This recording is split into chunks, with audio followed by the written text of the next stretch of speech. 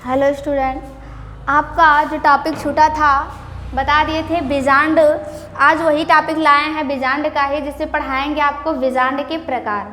तो देखिए, जो बीजांड के प्रकार जब पढ़ते हैं तो देखा जाता है इसका हम बीजांड का प्रकार 3 तरह से करते हैं। जो 2 टॉपिक आप लाए हैं 2 तरह से।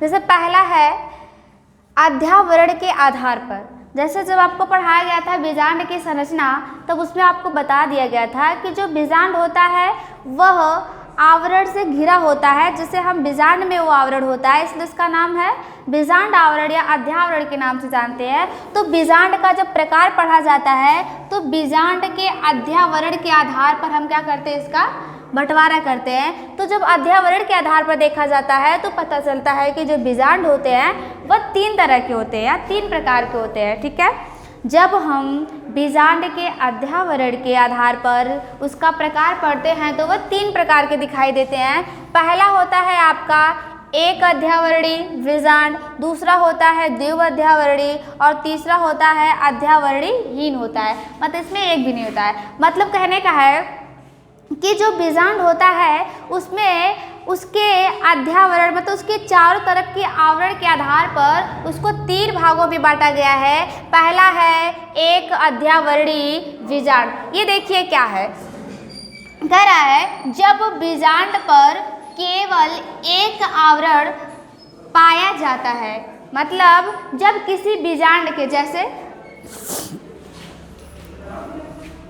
यहाँ पे मान लीजिए कोई बीजांड है, ये जो बीजांड है इसके चारों तरफ अगर एक ही आवरण पाया जाता है, केवल एक पाया जाता है, तो इस प्रकार के आवरण को क्या कहा जाएगा, एक अध्यावरणी आवरण कहा जाता है। और कहता है कि उसे एक अध्यावरणी बीजांड कहा जाता है। जैसे आप देख सकते हैं सूरजमुखी और गेंदा, जो सूरजमुखी और गेंदा का फूल होता है उसमें जो उसका बीजांड वाला भाग होता है वो क्या होता है, चारों तरफ से एक ही आवरण से घिरा होता है, एक ही अध्यावरण से घिरा होता है। तो उसे हम क्या कहते हैं, एक अध्यावरणी बीजांड कहा जाता है। नॉर्मली भाषा में जब कोई बीजांड केवल एक ही आवरण से घिरा हो तो इस प्रकार के आवरण को क्या कहेंगे, एक अध्यावरणी बीजांड कहा जाता है। दूसरा है आपका द्विअध्यावरणी बीजांड। देखो द्वि मतलब 2 हो जाएगा और अध्यावरणी का जानते ही हैं कि उसके चारों तरफ का आवरण। तो जो द्विअध्यावरणी आवरण होता है इसमें बताता है कि जब किसी बीजांड पर 2 आवरण पाया जाता है तो उसे द्विअध्यावरणी बीजांड कहते हैं। यह अधिकतर सभी पादपों में पाया जाता है। कहे तो यह अधिकतर सभी पादपों में पाया जाता है। कुछ को छोड़कर क्या होता है, एक पाया जाता है, इसमें एक भी नहीं पाया जाता, तो उसको आगे बताएंगे आपको। तो द्विअध्यावरणी जो है एक ऐसा बीजांड है जिसके चारों तरफ क्या है, 2 आवरण पाए जाते हैं। जैसे आप लोग देख सकते हैं, जैसे माना जाए तो जो जैसे मटर का जितने भी द्विबीजपत्री पौधे होते हैं, द्विबीजपत्री जानते हैं ना कि द्विबीजपत्री पौधे वे होते हैं जिनका जो बीज होता है, जो भ्रूणपोष होता है, वह किसी आवरण के अंदर बंद होता है। ठीक है, तो उसमें जो बीजपत्र, जैसे आप कोई भी बीज देखते हैं, द्विबीजपत्री पौधे की बात की जा रही है, तो उसका जो 2 बीज पत्र होता है, अंदर देखेंगे जैसे सरसों को मान लीजिए है बीज है उसका, तो उसका जो पीला जो रंग, पीले रंग का जो आपस में क्या होते हैं, बीज के अंदर सटे होते हैं, उसके बीज पत्र कहलाते हैं। ठीक है, तो द्विबीजपत्री पौधों को पहचानने का बहुत ही आसान तरीका है, जिसमें 2 बीज पत्र पाए जाते हैं और ऊपर से वो खोखलाई के अंदर क्या होते हैं, बंद होते हैं, तो ऐसा कहा जाता है द्विबीजपत्री। ठीक है, तो जो द्विअध्यावरणी पौधे होते हैं यह क्या होता है, वह अधिकतर सभी पौधों में पाए जाते हैं, कुछ को छोड़कर, तो ऐसे को हम कहेंगे द्विअध्यावरणी बीजांड कहा जाएगा।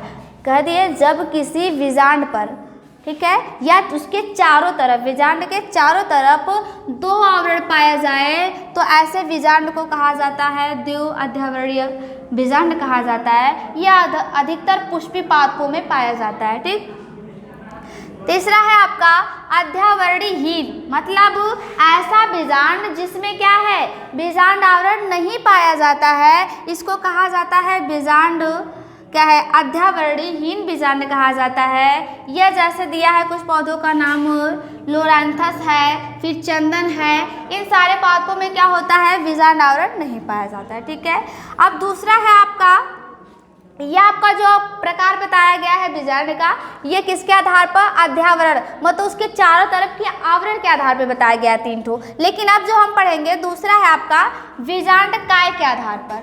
ठीक है, आपको बताया गया था बीजांड काय के बारे में कि कोई भी बीजांड रहता है, कोई भी आपका क्या होता है जो बीजांड होता है, जैसे ये आपको बीजांड की संरचना बार बार बना के बता दिया गया है कि जो बीजांड की संरचना होती है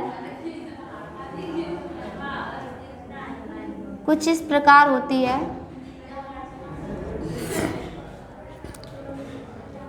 ये जो बीजांड है आपकी, इसमें बताता है कि जो ये बीजांड के अंदर के जो संरचनाएं होती है, जो बीजांड का अंदर वाला भाग होता है वह मृदुतक की कोशिकाओं का बना होता है। किसकी?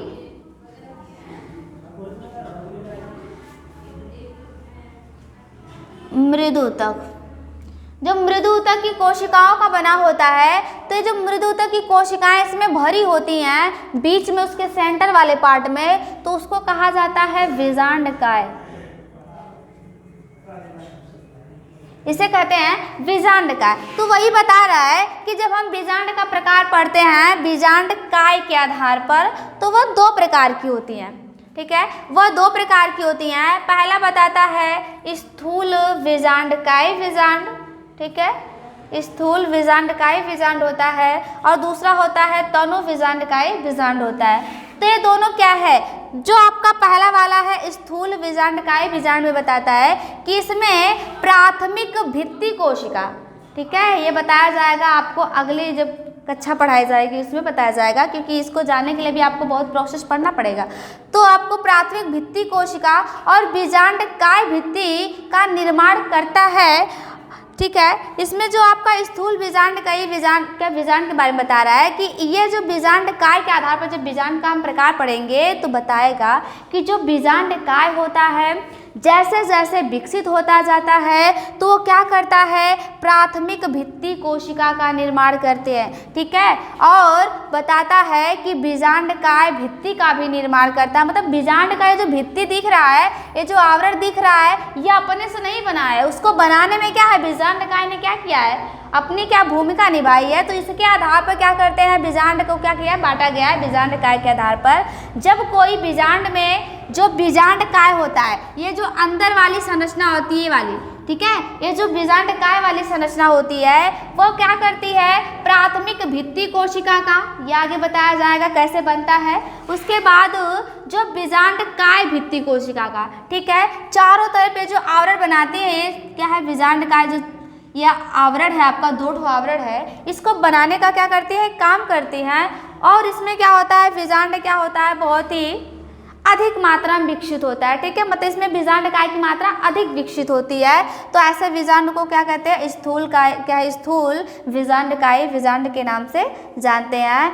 बस सीधी सी बात कहना यह है कि ऐसा बीजांडकाय जिसमें जो प्राथमिक भित्ति कोशिका बनाए, बीजांडकाय भित्ति बनाए, जब वो दोनों को बनाता है और इसकी संख्या उसमें क्या होती है? अधिक होता है जिस बीजांड में, ऐसे बीजांड को कहा जाता है स्थूल बीजांडकाय बीजांड कहा जाता है। ठीक है, और दूसरी आपकी है तनु। तनु मतलब समझते हैं जिसमें कम होता है। ठीक है, तनु बीजांडकाय बीजांड में क्या होता है? इसमें प्रपशु कोशिका भी कह सकते हैं, या उसका दूसरा नाम है प्रपशु आरंभक कोशिका भी कहते हैं। जैसे आप लोगों को पढ़ाया गया था लघु बीजाणु जनन में कि जो लघु बीजाणु जनन होता है उसमें आपको बताया गया था जहाँ पे इसमें मृदुतक की कोशिका भरी है बीजांडकाय के अंदर, और लेकिन उसमें क्या था आपको? क्या विभेजोत की कोशिकाएं मिली थी। तो सेम वही है, बस थोड़ा सा अंतर है कि जो आपका ये मृदुतक की कोशिका जो बीजांडकाय में भरी होती हैं वो क्या बनाती हैं? प्रपशु कोशिका बनाती हैं। ठीक है, वो जो प्रपशु कोशिका बनाती हैं तो वह प्रपशु कोशिका विभाजन करती थी, तब गुरु बीजाणु बनाती थी। लेकिन यह जो स्थूल बीजाणु क्या है? तनु बीजांडकाय ये जो बीजांड है एक ऐसा बीजांड होता है जिसमें प्रपशु कोशिका ही गुरु बीजाणु का काम करने लगती है। तो ऐसा बीजांडकाय जो क्या है? प्रपशु कोशिका का निर्माण करता है, लेकिन वह कोशिका क्या करती है? विभाजन न करके गुरु बीजाणु की तरह काम करने लगती है। तो ऐसे बीजांडकाय को कहते हैं तनु बीजांडकाय बीजांड कहा जाता है। अगला आपको बताया जाएगा कि बीजांड का प्रकार जो है, ठीक है, उसको नेक्स्ट वीडियो में बताया जाएगा।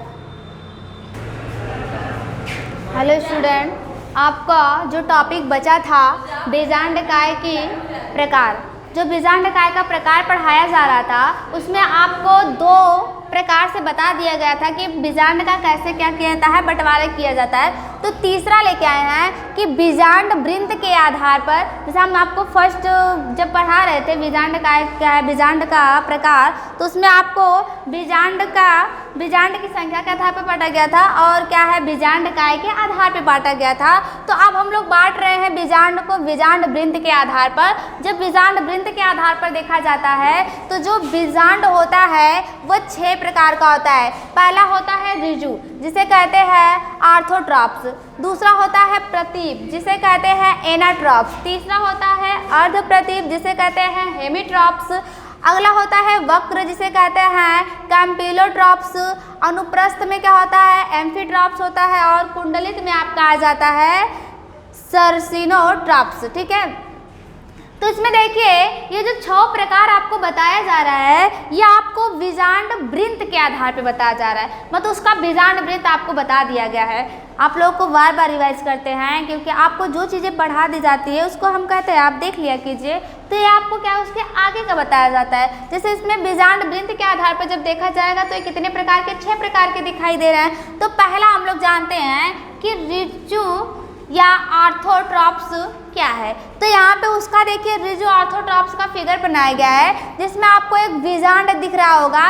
ठीक है, यह एक ऐसा बीजांड है जिसका बीजांड वृंत, जो बीजांड द्वार होता है वो ऊपर होता है और ये निभाग है और ये क्या है बीजांड वृंत है। आप देख सकते हैं इसमें आपको कुछ कॉमन चीज़ें दिख रही होंगी, जैसे बीजांड द्वार आपको बताया गया था कि जो बीजांड द्वार होता है उसे कहा जाता है जो हमारे अध्यावरण होते हैं, जो चारों तरफ से घेरा बनाते हैं तो एक छिद्र बच जाता है जिसे हम बीजांड द्वार कहते हैं। यही देखिए यह अध्यावरण चारों तरफ से जब अध्यावरण बना रहा है तो उसके बीच में क्या होता है छिद्र छूट जाता है। तब हम बताएंगे ऋजु या आर्थोट्रॉप्स जो बीजांड होता है उसे कहा जाता है जिसमें हमारा बीजांड द्वार, निभाग और हमारा बीजांड वृंत। ध्यान से देखिएगा, इसी को हमको लेके चलना है। पहला बात क्या करता है बीजांड द्वार जो होता है, दूसरा क्या होता है निभाग और तीसरा हमारा क्या होता है बीजांड वृंत होता है। ये जब तीनों एक सीध में पाए जाते हैं तो ऐसे बीजांड को कहा जाता है ऋजु या आर्थोट्रॉप्स कहा जाता है। इसमें उदाहरण आपका आता है जैसे पॉलीगोनम आ जाता है। इस पॉलीगोनम में क्या आता है आपका जो बीजांड पाया जाता है वह ऋजु मतलब आर्थोट्रॉप्स के प्रकार का पाया जाता है। ठीक है, एक टॉपिक आपको समझ में आया कि ऋजु या आर्थोट्रॉप्स क्या है, ऐसा बीजांड जिसमें बीजांड वृंत, निभाग और आपका बीजांड द्वार तीनों एक सीध लाइन में होते हैं तो ऐसे बीजांड को कहा जाता है ऋजु या आर्थोट्रॉप्स कहा जाता है। ऐसे बीजांड जैसे आपको उदाहरण दिया गया है पॉलीगोनम का। ठीक है, इसमें ऐसा पदार्थ क्या है,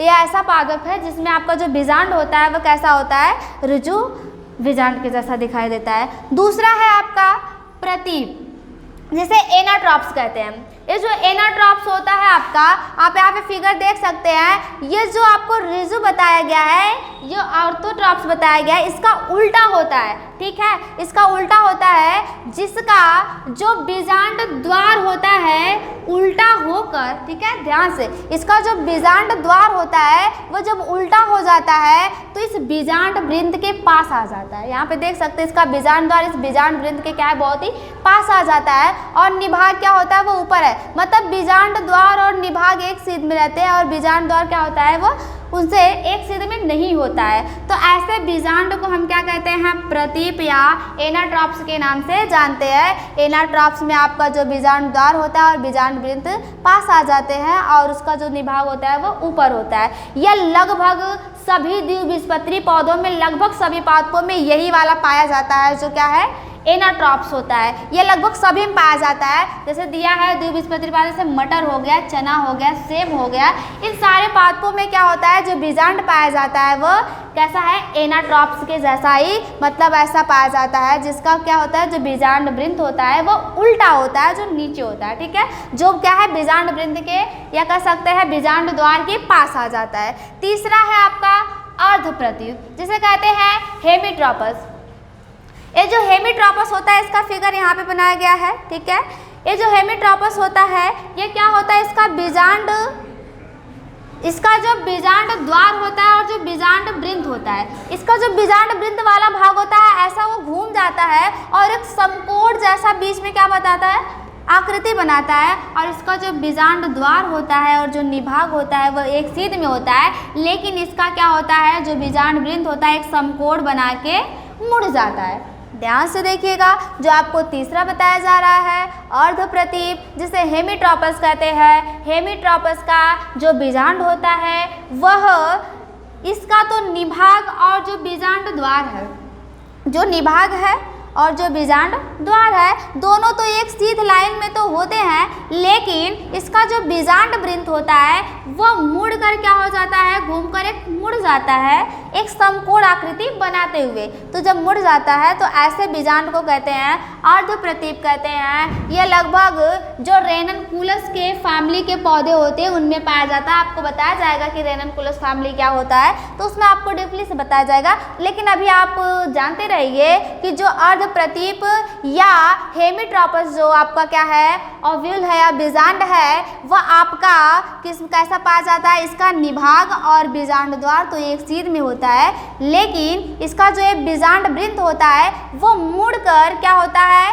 एक समकोण आकृति बनाते हुए झुक जाता है नीचे की तरफ। ठीक है, अगला है आपका वक्र, जिसे कहते हैं कैम्पाइलोट्रोपस। ठीक है, जो कैम्पाइलोट्रोपस होता है यह ऐसा बीजांड होता है जो क्या करता है, इसका जो बीजांड द्वार होता है और जो बीजांड वृंत होता है वह लगभग एक पास होते हैं, लेकिन इसका क्या होता है, ये एक घुमावदार, एक कह सकते हैं गोलाकार आकृति बना लेता है। जैसे उसका नाम देखिए वक्र, एक वक्र बना लेता है, चारों तरफ से घुमावदार आकृति बना क्या होता है, उसका बीजांड द्वार और बीजांड वृंत दोनों एक पास आ जाते हैं और उसका निभाग क्या होता है, ये लो से अलग हो जाता है। ठीक है, अर्थात कह सकते हैं दोनों एक सीध में होते हैं।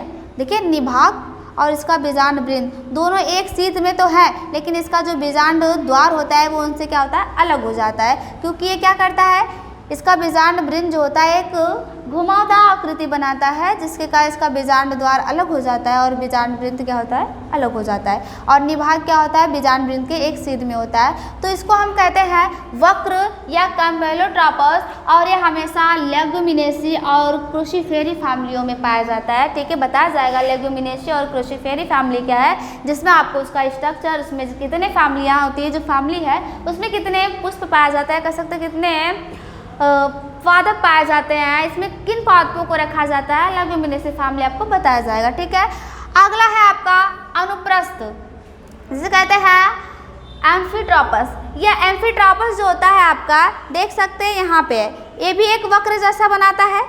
कौन बनाता है, इसका अध्यावरण बनाता है, क्योंकि यहाँ पे देख सकते हैं ये अध्यावरण वाला भाग है, वृंत तो यहाँ है, लेकिन ये वाला जो भाग दिख रहा है इसका अध्यावरण वाला भाग है। ठीक है, तो ये भी सेम किसके जैसा, उसी के जैसा है, लेकिन क्या है, एक वक्र जैसा, एक बहुत ही अनुप्रस्थ कर सकते हैं, एक ऐसा संरचना बनाता है जिसमें इसका जो अंतः आवरण होता है और जो बाह्य आवरण होता है घुमावदार संरचना बना के इसका बीजांड द्वार और बीजांड वृंत एक पास आ जाते हैं। ऐसे बीजांड को क्या कहते हैं, अनुप्रस्थ या एम्फीट्रोपस के नाम से जाते हैं, जिसमें आपका लेमना आता है। ठीक है, एक पौधा है जिसमें क्या है, जिसमें इसका बीजांड जो होता है लेमना का, वो किसकी तरह होता है, अनुप्रस्थ या एम्फीट्रोपस के जैसा होता है, इसका यहाँ पे लिखा गया है। इसके बाद बताता है आपका आखिरी है कुंडलित। ये तो बहुत ही खतरनाक है, ठीक है, क्योंकि इसका जो स्ट्रक्चर है, इसका जो ये है क्या बोलते हैं, बीजांड वृंत, जो इसका बीजांड वृंत होता है यह क्या करता है, इसके बीच का जो बीजांड वाला भाग होता है, बीजांड वृंत क्या करता है, इतना क्या होता है, बहुत ही ज़्यादा लंबा होकर इस बीजांड को चारों तरफ से घेर लेता है और घेर कर उसको क्या करता है, एक बीच में क्या होता है, वो बीजांड को चारों तरफ से घेर लेता है, जिसके कारण वो मध्य में आ जाता है आपका बीजांड और एक जटिल संरचना बन जाती है, जिसमें जो निभाग होता है और जो बीजांड द्वार होता है सब एक सीध में होते हैं, लेकिन इसका जो बीजांड वृंत होता है वो उससे अलग हो जाता है। ये कह सकते हैं घोड़े के जो नाल होती है उसके जैसा ये दिखाई देता है, तो इसको हम कहते हैं अनुप्रस्थ या क्या है, कुंडलित कहते हैं या सर्सिनोट्रोपस कहते हैं, जो आपके नागफनी के पौधे में ऐसा ही बीजांड पाया जाता है। तो आपको आज की वीडियो में बताया गया गया कि बीजांड के प्रकार क्या है। यह जो बीजांड के तीनों प्रकार से हमने इसका क्या कर दिया, वर्गीकरण कर दिया। पहला आपको बताया गया था बीजांड के संख्या के आधार पर, ठीक है, संख्या नहीं, बीजांड के अध्यावरण के आधार पर बताया गया था, जिसमें आपको 3 बताया गया होगा, एक अध्यावरणीय बीजांड, द्विअध्यावरणीय और एक था अध्यावरणीहीन बीजांड था। और दूसरा बताया गया था बीजांड काय के आधार पर, जिसमें आपको 2 बताया गया था, ठीक है। अब ये जो आपको है बीजांड वृंद के आधार पर बताया गया, जिसमें आपको 6 प्रकार के बताए गए, जिसमें आपको फिगर सहित बता दिया गया, ठीक है। तो अब आपको बताया जाएगा कि जो यह बीजांड बना है ये कैसे बना है, यह जो आपको बताया जाएगा अगले वीडियो में बताया जाएगा। तब तक के लिए धन्यवाद और हमारे चैनल को देखते रहिए, सब्सक्राइब कीजिए और पसंद आया तो लाइक कीजिए।